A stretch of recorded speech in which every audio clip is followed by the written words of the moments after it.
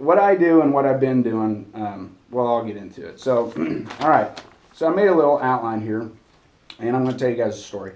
So, where I grew up and what that was like. So, I grew up, born in Des Moines, Iowa, lived there about 2 years, so I don't really remember much of it. Moved to Springfield in '77, I believe. Lived there, grew up there. My dad was, he's been in the farm equipment industry his whole life. Grew up on a farm. So, growing up, since I was 5, or even younger maybe, I came out of my mom's womb kicking and screaming and ready to go fight wars. I always wanted to be a soldier. That's all I ever wanted to do. I'd play guns, and I always had camo and all that stuff. My mom was a stay-at-home mom, and my dad, he was gone most of the time, Monday through Friday, which is very typical. Of that generation and generations beyond, dads go away. That's just what they do. They go work, and moms stayed at home in the traditional home, far from where we are today. So, my mom, she taught me to fish.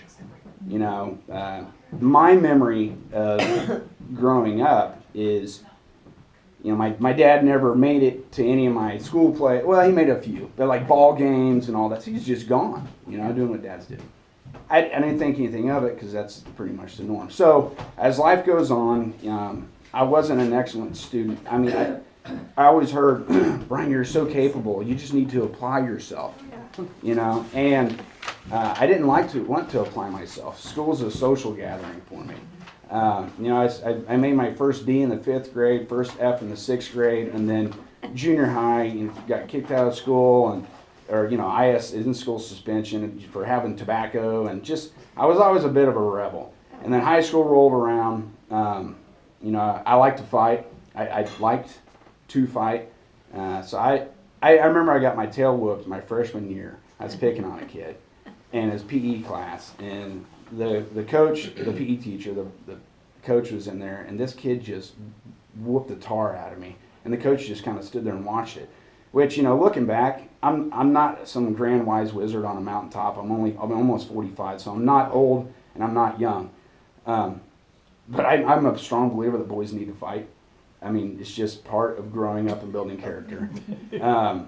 So ever since that happened, I just kind of put down my foot, and I'm like, I'm not going to get picked on anymore. As a matter of fact, I'm going to just pick fights with people. Win, lose, or draw, I'm just going to do it. It's like a toughening process. And through all this stuff, I didn't realize at the time that I had started to experience what they refer to as ACEs, adverse childhood experiences. And, now looking back and doing what I do today, I realize everybody's got stuff. Like every one of you. Different degrees, but everybody has stuff in their past. Some people, they suffered, physical abuse, verbal abuse, emotional abuse, mental abuse, all these types of abuses. And you don't realize it at the time. And what you do is you pick that up and you shove it in your rucksack, and you carry that with you throughout life. And I don't want to get too ahead because I'll address that. So all this started to compound. When I was probably 3rd and 4th grade was the first time that I had experienced, I had 2 different females. One was in my family and one was not. And they molested me, right? I never admitted that until about 2 years ago. Because it's one of those things that happens, right? So, and that happens to a lot of people. So I never addressed it. So what you don't see is how that starts to change the course in your life and how you think about things and how you perceive things and how you approach things, in relation to that stuff. So freshman year of high school, went to church camp. It was great. We grew up in church, Southern Baptist home. And went to church, and I like to fight. Got in a fight with a kid at church camp when I was 15. Ended up stabbing him 4 times and going to jail. So I started to become more violent, and I started to, I would take old, remember cassette cases, you're pretty young, you probably don't ever have cassettes, but cassettes were like music before CDs, after 8 tracks. But I would take empty cassette cases in my bedroom and I would just punch them and just smash them. And my knuckles would be just busted, bloody. And the whole idea behind that, in my mind, to rationalize that, was I'm toughening up my knuckles, right? Building scar tissue. You know, I remember I had cut myself in high school. I burned myself. I branded myself. So I started to do that self punishment. You know, so you know I'm not and you know I getting kicked out of school and you know bad grades and I'm you know my career counselor, my guidance counselor, whatever in high school, like my freshman year, they sit you down. They're like, okay, what do you want to do in life? Like, okay, what's a 15-year-old? You know? And, you know, so kids are like, I want to be a doctor and be a policeman or whatever. Oh, okay, so throughout your next 4 years of high school, you know, do this or really concentrate on this. And he asked me, Brian, what do you want to do? And I said, well, I want to travel the world and carry a gun. And he's like, what? And I was like, yeah, I want to kill people and get paid for it, you know? And he's like, oh my gosh. And he called my mom. That'll do it. Yeah. So, and he's like, well, you need to go work for the CIA or join the military or something. I was like, whatever. So school wasn't important to me because I always figured the military would teach me whatever I needed to know, right? So I didn't end up, I went to the last day of high school my senior year, but I was a credit and a half short of graduating. And I didn't care because I'm like, I'll just get my GED. I'm going to join the Army. I'm like, who cares? So that's what I did. Got my GED, joined the Army, joined the reserves at 17 between my junior and senior year. And then I joined the reserves so I could get a jump on it. And my whole senior year, I could do that 1 weekend a month. 6th June 1993, I reported to Fort Sill, Oklahoma. When I enlisted, they're like, what do you want to do? And I'm like, I don't know, man. I just want to shoot the biggest gun in the Army. And they're like, sweet, you're an artillery guy. I'm like, right on, I'll shoot cannons. So that's what I did my first 5 years. I shot cannons. And then, you know, I went into aviation after that because I got sick of going to the field. And went to aviation, got stationed in Germany. And you know, I was like, sweet, aviation, we fly on helicopters and not ever go to the field. Wrong. I got put in the cavalry, and we were always in the field. So whatever. But I had married my quote high school sweetheart. We started dating when she was 15 and I was 17. We got married when I was 19 and she was 17. I went active duty in December of '94. A year I finished high school in '93. Came back home. A couple months later, she was having some issues back home in her life. So I'm like, I'll rescue her, right? Protective instinct. So I'm like, I have a servant's heart. And looking back on everything, it's like, everything's like, oh, I see now. You know, I always want to protect people. So I'll go back home, I'll rescue her from the bad situation that she's in, and I'll marry her and drag her and all of her emotional crap in her rucksack and bring it with me. As a matter of fact, you know what? Just put it in mine, and I'll carry it. So that's what I did. And but in high school, I went on this program called Outward Bound, and I didn't know it, but it was for quote troubled youths. It's a fantastic program that still goes on today, Colorado Outward Bound School. I did 14 days of alpine mountaineering in Leadville, Colorado, the summer between my junior and senior year, and it was pretty awesome. It was, you know, it was very strenuous on your body. Then you show up, you dump out everything. So they took my cigarettes, my chew, my Walkman, excuse me, I mean all that stuff. And then we had to go like run to see if you can even make it. So we did that. But at one particular point, one evening, Tahoe Roland was the lead instructor. And Tahoe had climbed like Kilimanjaro, Everest, I mean all this stuff. This dude was legit. I mean he was a man, and probably really hairy too, just manly. And he said, all right guys, so tomorrow we're going to climb that mountain. Tomorrow night we'll camp down on the other side of the mountain. I'm like, there's no way. Like, there's no way we're going to climb that mountain. You know, and he's like, well, what do you mean? And I'm like, that's a long freaking way. We can't do that in a day. And he's like, you know what, Brian? If you just put your head down and just put one foot in front of the other, you'll be surprised, but we'll be on the top. And I was like, whatever, dude. You know, like, what do you know? So, and then he went on to say, Brian, we got to the other side, and he said, Brian, you know, you said you couldn't do that. I said, yeah. He said, look at that mountain that we just climbed up and over, and think about that about, you know, problems in life. As you grow up, you probably get married and all this stuff. And whenever you have these huge mountains in life and you're like, oh my gosh, there's no way I'm going to get past this. This is horrible. Just remember, one foot in front of the other, you know. So, and that always stuck with me. So after, you know, Germany with my ex-wife, we came back home, went back in the reserves. Dad offered me a job. Hey, come work, you know, sell farm equipment. I'm like, whatever. So that's what I did. I came home, did that. 2003, my reserve unit got called up for Iraq. We went, during the invasion. When did we go? I don't know, like April, whatever. So we were there for a year. And during that, while I was on active duty, I mean, I went to Kosovo. There's a lot of things that, you know, you experience in your military career that you don't really put a lot of stock in.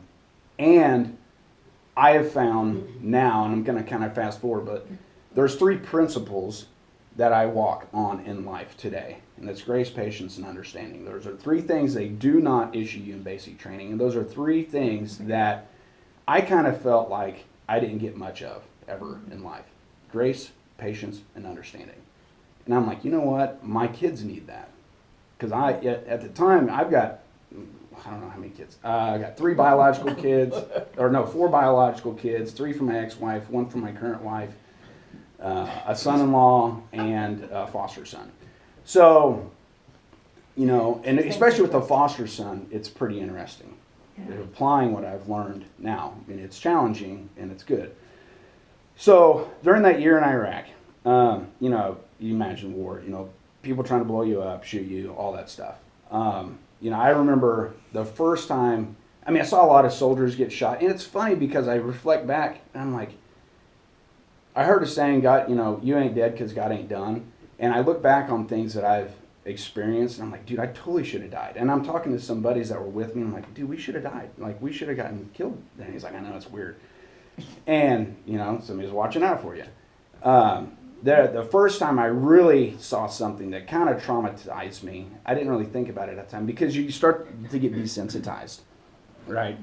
You know, you see so many Joes. I remember one guy rolling in on the top of a truck, and he had been shot, U.S. soldier, and he's screaming. There's blood all over the windshield, and I'm like, holy crap, that sucks, man. But you start to see it, and you start to get desensitized.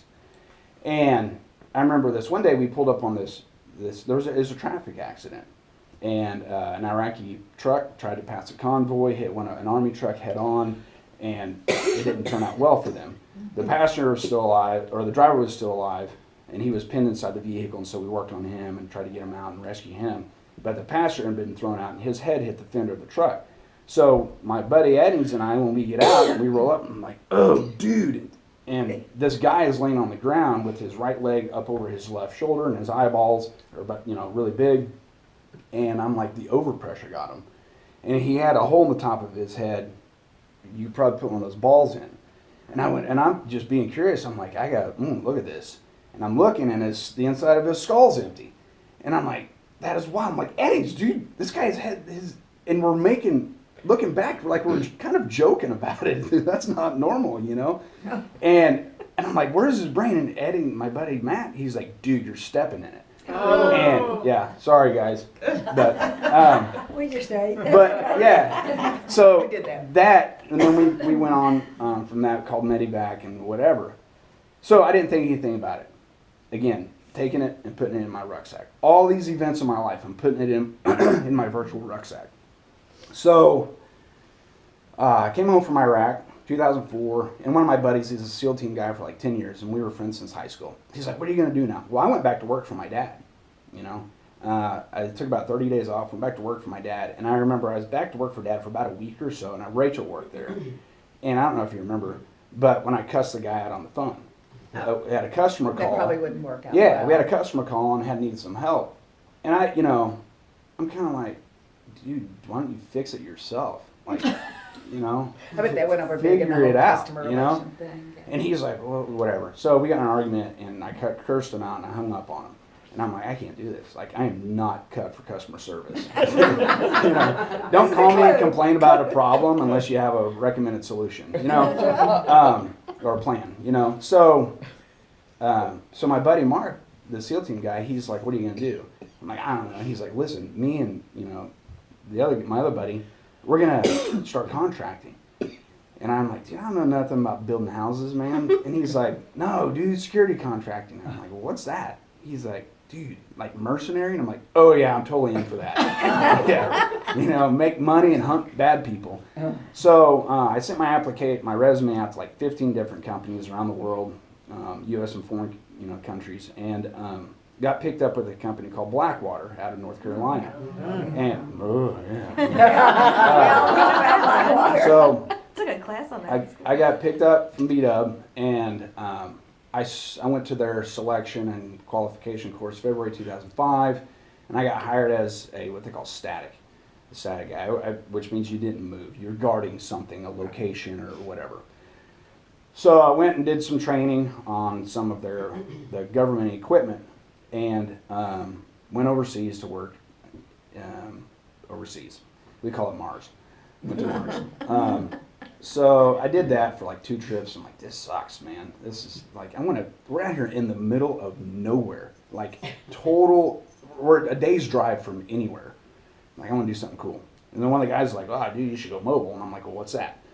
So I requested to go mobile. And so they denied me. And I'm like, dude, give me a shot. And they're like, you probably won't make it. And I'm like, well, thanks, jerk, but I want to try. Cool, you can try. So I went to their selection course. There was 13 people that started, 2 guys from MI6, and then all the rest were Americans. Out of the 13 that started, me and another guy made it. And what was interesting about that is, in that community, it was all special operations guys, for the most part.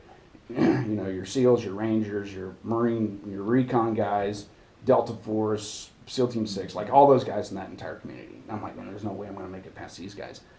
But I did, and there was a reason for that. So I went mobile, and I primarily worked in Afghanistan. I worked in Israel a little bit. So I was what they refer to as GRS. So if you ever seen the movie 13 Hours about Benghazi, that's what I did. And as a matter of fact, I worked with Glenn Doherty, Bub, in the movie. He got killed on the rooftop, so that's Glenn Doherty. I worked with him in Israel, and I knew all those guys, Tonto, and I've known him for years.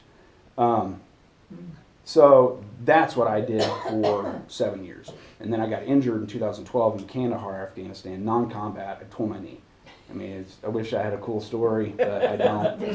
We were getting ready to go out on a mission. I was all kitted up with all my stuff and got on the top of the truck and popped the antenna up, jumped off, and that was it. Game over.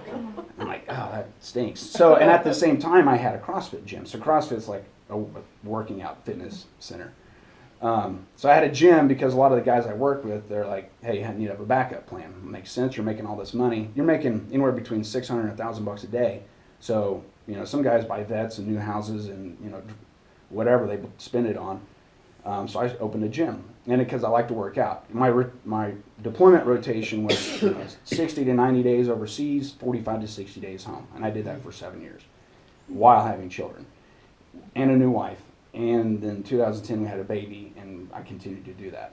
So I would be there just long enough to where I was about ready to start punching people who we worked for, because I couldn't hardly stand some of them, because they were all like, especially the newer ones, they were, thought they were Jason Bourne. So it's the agency. So they go train at the farm, and then they come to work, and they're like, okay, this is what we're going to do. And I'm like, dude, hold on, man. I've been doing this for 5 years, man. I like your plan, but it's stupid, and we're not going to do it like that. Or they tell you to shut up and you just do it and put you in a dangerous position or situation like Coast when we lost those guys from the suicide bomber. So I lost a lot. I've lost a lot of friends through that time. I've had a lot of, hairy situations. I remember the first time I really shot and killed somebody was in a gunfight over there, and I had a belt-fed machine gun. And the Taliban had attacked the Italian compound across from us in western Afghanistan. And we heard, the boom, car bomb. It was the initiator. And we're inside playing the Xbox, playing Call of Duty. And like, oh, man, we had shorts on, T-shirt, we're like duding out. And boom, so we grab our kit and weapons and all that and go to the rooftop. And we were just watching. I'm like, dude, we got to do something. Like, these guys have an elevated position, and they're shooting RPGs and machine gun fire down on the Italians, just slaughtering them. And luckily, one of our Afghanistan counterparts just went ahead and just ripped off in his belt-fed machine gun, PKM. Brrr. And we're like, oh, weapons free, game on. You know, so that means we can start shooting. And all we needed was somebody to do it. And so we looked at our team leader, and he's like, light him up. We're like, roger that. So me and my buddy Rick, we're on the roof. We're here. I'm here, and Rick's here. And we're starting engaging, and they're about 300 meters away. And boom, boom, boom. And I'm like, dude, you're freaking killing me, man. You're like, your muzzle's right in my ear. I mean, just... And we have short-barreled rifles, and I couldn't hear anything. And the concussion, boom, boom, right in my face. And he's like, sorry. And I'm like, I'm going to get ear pro. And he said, okay. So we peeled off, went downstairs to get ear protection. And I'm like, oh, dude, there's 3 belt-fed machine guns sitting right there. Why don't we have those? Like, those are much cooler toys than the rifles we have now. So let's party. So I grabbed that and 300 rounds of ammo. We went back up to the roof, and Rick grabbed a sniper rifle. And man, you start. It was they were in that building, and it was like the little duck game. Man, they'd pop up and just rip. So again, you make brotherhood is forged in the flames of agony and laughter. So we're like laughing about it, you know. I'm like, oh, dude, and it was just crazy, the chaos of it. Again, numbness, desensitizing. You make light of it because that's the only thing you can do. In combat, you don't have time to mourn. You don't have time to be like, oh my gosh, I can't believe I'm so. Or even pray over the person you just killed, or whatever. Like, you don't have time for that. You know. One night we're out working. We're doing an op, and we get chased, and they pin us in our vehicle, and the Afghan's standing here in the window, up armored vehicle, and he's got a RPK. It's like an AK-47, and he's pointed right at me, off safe, finger on the trigger, and he's about to canoe my face, and I'm like, I was so mad. You know, I yelled the F word, and I was like, this is not how it ends for me, man. This is not it, man. And I'm like, whatever. Well, luckily, then our the QRF, Quick Reaction Force, these guys come in, they intervene, and we get out of there. So, again, something else. And so you can see the pattern from childhood and all the way, just cramming this stuff in my ruck. Well, so I got injured in 2012. I'm home. I can't go back to work, so I'm just running my gym. October 2016 rolls around, and I mean, I'm just not here. Foggy head, feeling no purpose in life at all, like an old bull that's been put out to pasture. And so one of my buddies, Kevin, he calls me. I used to work with, and he calls me. He's like, "How you doing, bro?" I was like, "I'm good, man. 5x5." He's like, "Are you really? Are you?" And I was like, "Yeah." And he's like, "Would you do a favor for me?" I was like, "Yeah, I'd die for you, man. I'd take a bullet for you, you know. What's up?" And he's like, "Yeah, but would you live for me?" And I was like, "What?" Like, dude, what's all this feelings stuff you're doing, you know? So I closed my gym 2016 in November and told my wife, I was like, "I'm ready to go." She's like, "Where?" I said, "I'm ready to go to heaven." And she's like, "What?" And I said, "Listen, I'm not going to kill myself, but I'm certainly not opposed to getting killed, car accident or something like that. Like, I'm done. I've lived my life. You know, I've done a rock star job. You know, I've done it all. I'm done." And so Kevin said, "Man, would you go to this, come out here to go to this retreat?" And I'm like, "Dude, I love you, but like singing Kumbaya and, you know, telling feeling stories, like not my jam." You know, I hated everybody. I hated myself. I hated everybody. Like literally I would drive around and look for people to just make me mad so I can just get in a fight. And that's what a lot of your veterans struggle with. When they come home away from war, you know, when you're getting those constant adrenaline dumps, those drips of, you know, and then it screws up your cortisol and your dopamine and, you know, your adrenaline, like your endocrine system is fried. Our bodies are not made to run in the red for extended periods of time. Even when you're sleeping overseas, I'd say, you know, if the color spectrum, you know, red being, you know, boogieing, like, and then white being you're totally at rest. When you're sleeping, you're probably orange, you know, and then when you get up, you're in the red because you're always alert. You're always, I mean, anything can happen anytime, rockets, whatever. Our bodies aren't physically made for that. And then you come home in this land, to the land of sheep, where everybody's like, oh, my battery's dead on my phone. And it's like, dude, why does that even matter?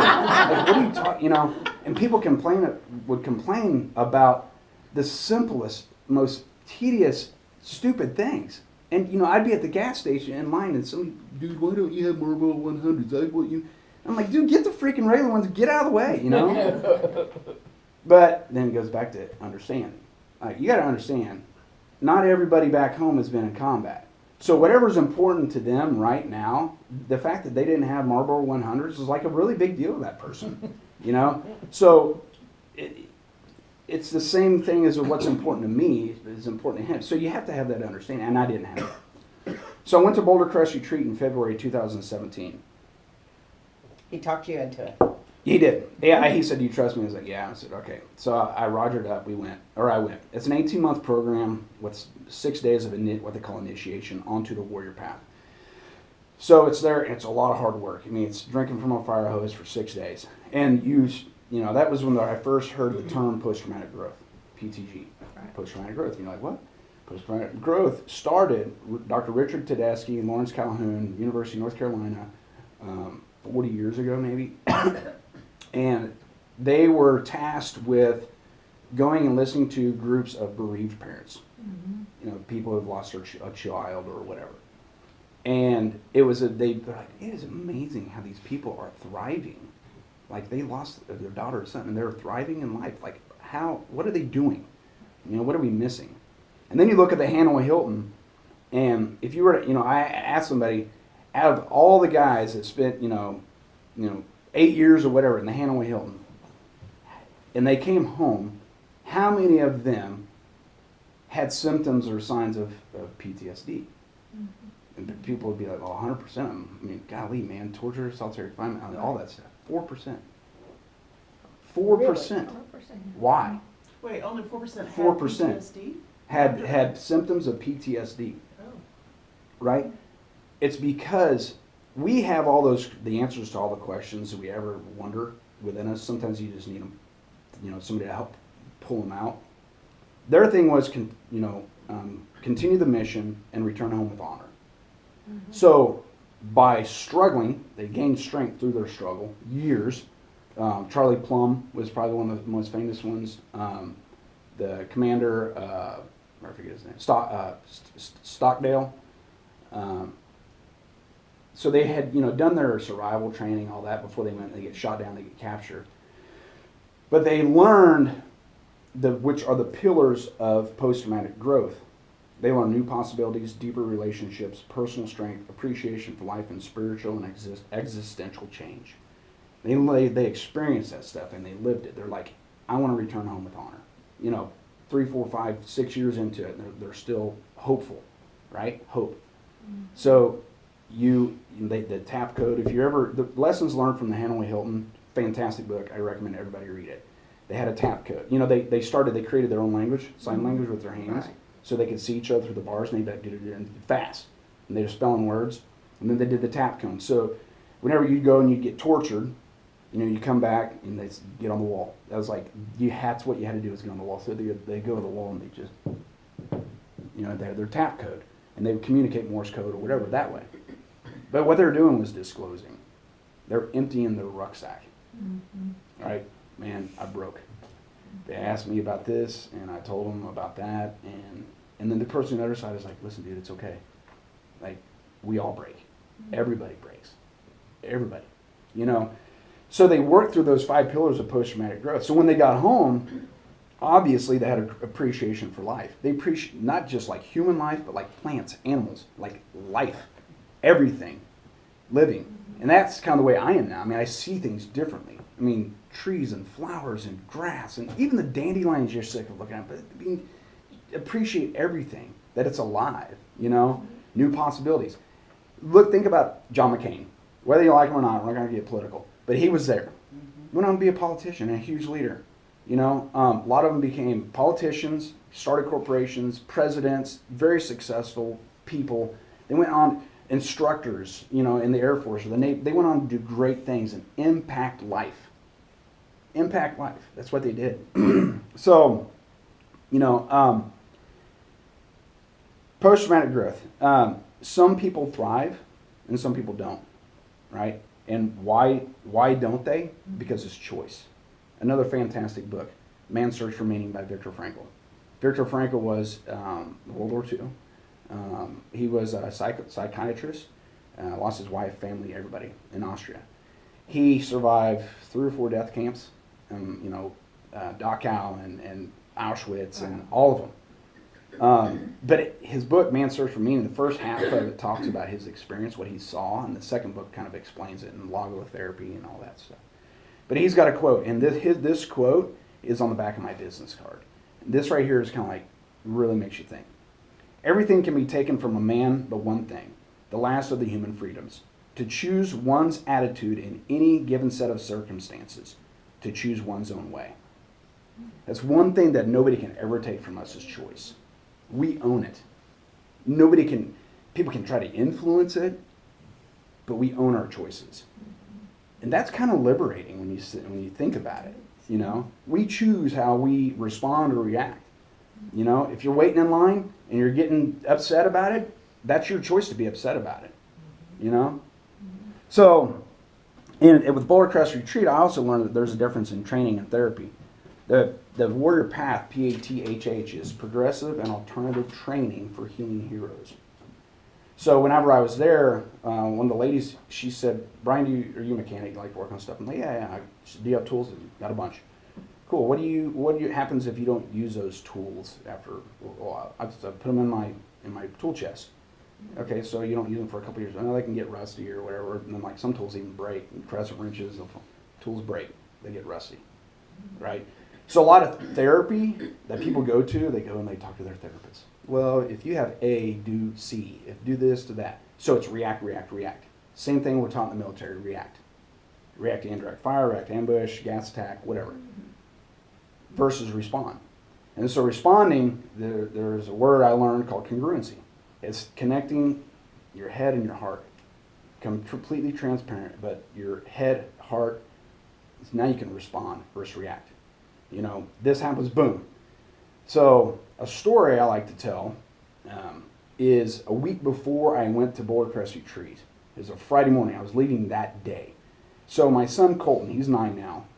I always tell the kids, 12 o'clock. When you sit at the table, your cups should be at 12 o'clock on the pie plate, on your plate, right? Not over here, 12 o'clock. That way, you're not going to spill it. It's not in the way. So we're sitting there in the kitchen, and he's got his cup over here, way out of here, 4:30. And boom, knocks it off. Orange juice falls on the floor. I turn around, and I'm like, dude, orange juice, hardwood floor, seeping through, like all this stuff. Worst situation imaginable, right? So I grab the cup, and I'm like, I slam it down. I'm like, 12 o'clock, effing 12 o'clock. How many times I got to tell you? And he's like, he runs off to his room crying. So I clean it up. I go in his room. I'm like, why are you crying? He's like, I'm scared. I'm like, what are you scared of? It's just me, dude. Just remember, 12 o'clock, and this won't happen. It's super easy. I don't understand what's so hard about that. He's like, okay, I'm sorry. So I leave. I come home, and literally, this whole thing was like divine. A week after I get home, same situation, not orange juice, it's water. In the kitchen, I'm standing by the sink, he's there, boom, knocks it over. I turn around, and he goes, and I go, oh, snap. What do we do? And he's like, I don't know. I'm like, well, now think about it. What do you do? I breathe. I did my 4-7-8. I inhale for 4 seconds, hold it for 7, exhale for 8, creating some space, feeding my amygdala, my fight or flight mechanism, and my brain getting some O2 so I can think rationally and clearly. Right? I do that, which I do a lot. And I'm like, we got to clean it up, dude. Let me show you how to do it. Maybe nobody ever taught him how to clean up a mess. Maybe I failed him in that regard. When you spill something, you clean it up, but how? Do you pick something up that's expensive and wipe it up? No. Just come here, bud. Go grab some paper towels. We wiped it all up. A little cleaner. Wipe it up. Boom. Done. 12 o'clock. 12 o'clock. Cool. Yeah. Total different. So the first time I reacted, and the second time I responded, because my head and my heart were connected. Right? Correct. Huge difference there. Big difference. So that's that choice thing too. Back to Viktor Frankl's quote. Military training. There's this thing right here. It's very interesting. I'm not going to read the whole thing. So symptoms of PTSD. Let's find a good one here.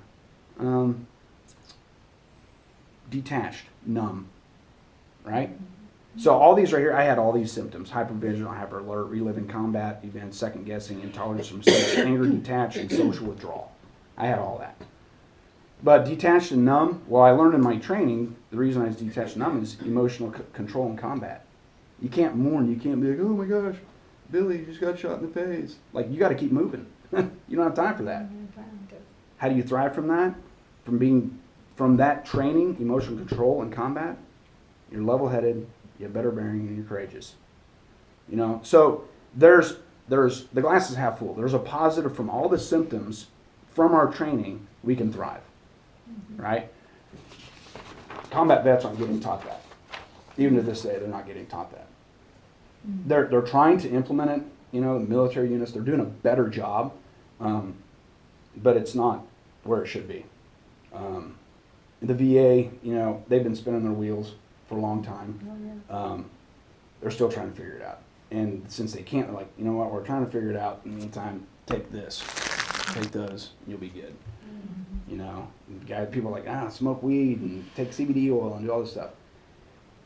The premise behind post-traumatic growth and Boulder Crest Retreat is non-medicated, no Band-Aids, like work it out. Let's get to the root of it. So we go through, you know, education, we tell our story like I told you guys, we disclose information, and then we learn how to thrive in life, you know. This right here, I think about this one all the time. An old Cherokee is teaching his grandson about life. A fight is going on me, he said to the boy. It is a terrible fight, and it is between two wolves.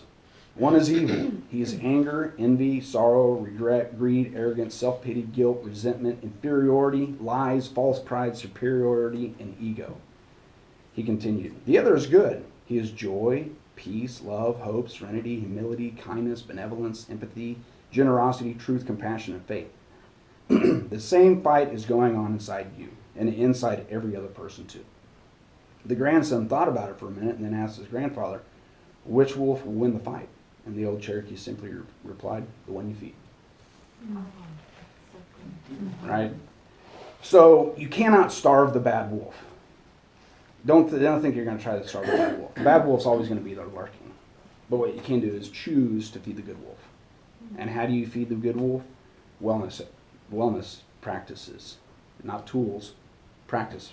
You know, practice doesn't make perfect. Perfect practice makes perfect. So there's these groups like Dysfunctional Veteran and all that stuff on Facebook, and they're all like, I hate civilians, and I'm a veteran, I can say what I want, I got no filter and all this. Feeding the bad wolf, feeding the bad wolf, feeding the bad wolf. It's all negative. I was the same way. When I got home from Boulder Crest Retreat, I ripped the Dysfunctional Veteran sticker off the back of my truck. I'm like, that is ridiculous, and actually I'm embarrassed I even have that. Because veterans our society needs them. They're strong, they're trained, they have a wealth of knowledge and experience to be shared with our civilian populace, our brothers and sisters. They're not better than anybody else. We need to practice humility and share our experiences. You know, heroes, you know, it's coming home and sharing your experiences with others. That's what a hero is, you know, and a lot of humility. So what did I do? I pruned. I started pruning. I started cutting people out of my life. If you need a bush to grow, rose bushes, right? What do? You prune it, right? So, you know, a lot of my old friends, like bros, best friends, cut them out of my life. Boom, cut them off. Just did it. And because they were feeding, I was choosing to feed the bad wolf being around them, because all we did was just talk about war and guns and shooting people or whatever. It's not good. I did not want to go down that negative spiral. So, you know, social groups, places, I mean, everything, certain music, like whatever, which in turn, I started to get deeper into my faith. That whole pillar number 5, spiritual and existential change. So my faith in God now is stronger than it's ever been. I mean, you know, it's funny, people are like, well, I'm not a very good Christian. Oh, what's a bad one? Like, you know, either you are or you aren't, you know. So I'm a work in progress. But, you know, I use the wellness practices, breathing. I like to write. You know, there's a quote by Flannery O'Connor. I do not know what I think until I read what I've written. So if you write and then go back and read it, you're like, dude, did I write that? You know, it's kind of, it's very liberating. And just, you don't have to show anybody. Just write. And I love it. Meditation, I did it this morning. I meditate every day. They teach us a form of meditation out there, and I still practice it. Archery is one of the practices that they teach us. And the cool thing about archery is a lot of people, they focus on the target, and they're trying to hit the target. Again, Viktor Frankl, success cannot be pursued, it must ensue. So if you're just chasing success, you're gonna be beating yourself up. Like, success will follow you through good choices in life and just being an upstanding person and just whatever. So it's like shooting a target. If you're aiming at the target, you're not even thinking about the technique, the anchor point, and your practices. Then you're gonna miss that target every time. But if you just think about the technique and just bring it in, then you'll be nailing that target. We do archery, and it's amazing to see people, that paradigm shift that happens when they do that. Hiking, fresh air, like I talked about, getting that oxygen in you, feeding your amygdala, travel, meeting new people, cultures. I love world travel, and your tribe, your 3 to 5 people. You tend to be like, the people you surround yourself with. If you hang out with dopers and boozers, you're probably going to be a doper or a boozer. If you're the smartest, best, fastest person in your tribe, maybe it's time to find a new tribe. Because you need that mentorship, you need that wisdom, and you get that from a positive group of people. Purpose. Robert Madu came to our church a couple of years ago, and he spoke, and he was talking about purpose. And he said, to find purpose, there are 3 things to consider. What do you enjoy doing? What have you been told you do well? And would you do it for free? Triangulate that, and that's pretty good. Dial it in, And lastly, I'll close it up here. Muhammad Ali, when he was asked, how he wants people to remember him, he said, "I'd like to be remembered as a man who won the heavyweight title 3 times, who was humorous and treated everyone right, as a man who never looked down on those who looked up to me, and who helped as many people as he could, as a man who stood up for his beliefs no matter what, as a man who tried to unite all humankind through faith and love. And if all that's too much, then I guess I'd settle for being remembered only as a great boxer who became a leader and a champion for his people. And I wouldn't even mind if folks forgot. How pretty I was." So that's It's pretty good. Rachel, and we talked a little bit this morning, and I think we mentioned it last night. It's like, how do you want to be remembered? What are people going to say about you? No matter how old you are. You can be 5, you can be 95. It doesn't matter. Like, how do you want to be remembered? And I told Rachel briefly about Alfred Nobel Peace Prize. His family, he was coined the Merchant of Death because his family made TNT, explosives, and all that stuff for war. And so his brother died, so they mistakenly made an obituary for Alfred Nobel in 1839 or whatever. And they wrote, they labeled him the Merchant of Death. And he's reading this, and he's like, "Is that what people think of me? That's horrible." Well, in today's dollar equivalent, his empire was like $239 million. So he had a lot of money. So he's like, "I'm going to do something better. This is an opportunity for me to change how I'm remembered." So he started the Nobel Peace Program. The program, there's like 6 categories, and it's all that. So I think that's interesting. He wanted to be the light that the world needs to see.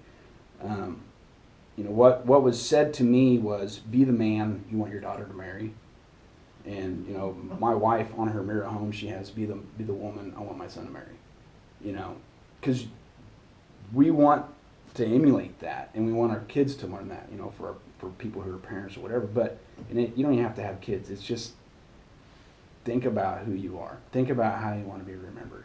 We were in the kitchen talking, and Rachel said it or I said it or whatever, but it's like, write your eulogy and then backwards plan.